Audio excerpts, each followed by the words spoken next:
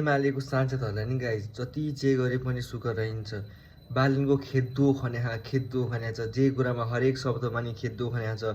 Swarnim वाग्लेज्यूले budget भाषण गर्दाखेरि पनि त्यही बजेट भाषणको खेद्दो गरेछ। एउटा हर्क साम्पाङ भयो, जतिखेर नि खेद्दो खन्ने केही गर्न पनि नदिने। सांसद भवनभित्र आएको दिन ऊ नआउने, अनि बालेन आएको दिन हर्क नआउने, हर्क आएको दिन बालेन नआउने।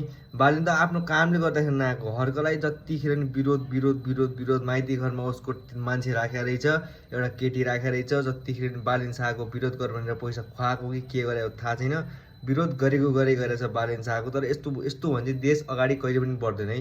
सबैजना आफ्नो एकजुट भएर देश बढाउनु छ भने नि यो झै झगडा गरेर काम छैन। हाम्रो एउटै नेपाल हो, एउटै सिङ्गो देश हो, त्यसलाई अगाडि बढाउनलाई झै झगडा गरेर काम छैन। यसरी कहिले बढ्दा पनि बढ्दैन। यो पारा त के भन्छ अरे, पहिलेको एमाले काङ्ग्रेस जस्तो भइहाल्यो नि, को मन्त्री बन्यो भने झै झगडा गर्ने एक दुसरामा।